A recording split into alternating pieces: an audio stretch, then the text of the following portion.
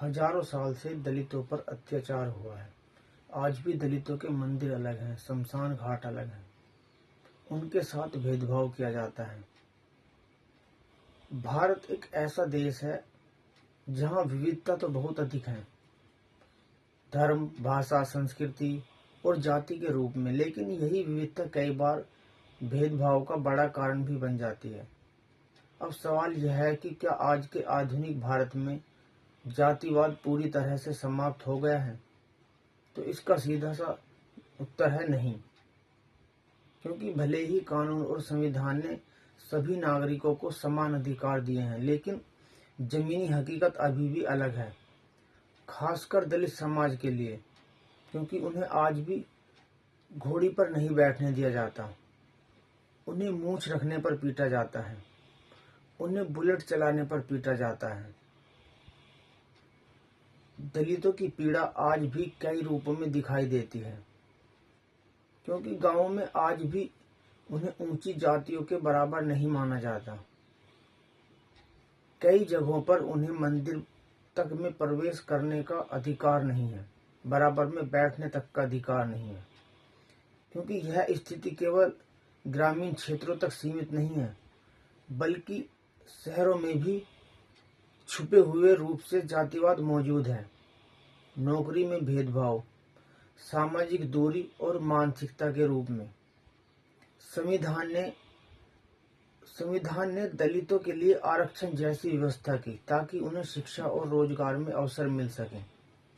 इससे कई लोगों की जिंदगी बदली भी है, लेकिन समाज की सोच बदलना अभी भी बाकी है। कई बार आरक्षण पाने वाले लोगों को हीन भावना से देखा जाता है, जैसे उनकी सफलता उनकी मेहनत से नहीं बल्कि किसी सुविधा के कारण मिली हो। यह सोच भी एक प्रकार का जातिवाद ही है। दलितों की सबसे बड़ी वेदना केवल आर्थिक या सामाजिक नहीं है, बल्कि मानसिक भी है। जब भी किसी इंसान को बार बार उसकी जाति के आधार पर अपमानित किया जाता है, तो उसका आत्मविश्वास टूट जाता है। वह खुद को समाज से अलग महसूस करने लगता है, और यह दर्द केवल वही समझ सकता है जिसने उसे झेला हो। आज के युवा वर्ग में बदलाव की उम्मीद जरूर दिखती है।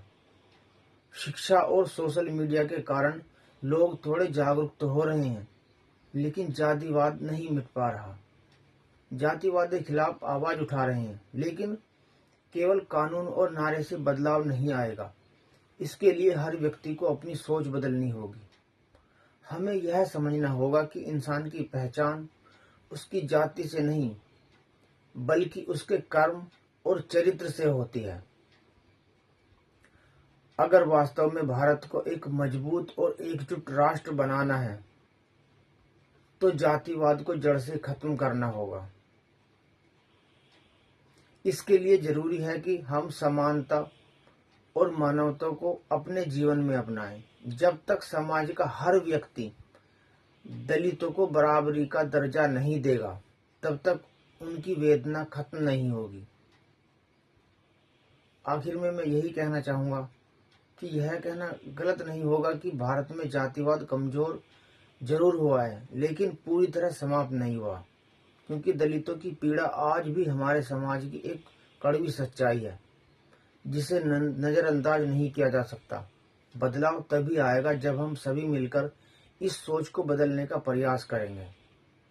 तो दोस्तों, इस वीडियो को ज़्यादा से शेयर करें और उन लोगों तक जरूर पहुंचाएं जो कहते हैं कि अब भारत में जातिवाद नहीं रहा। धन्यवाद दोस्तों।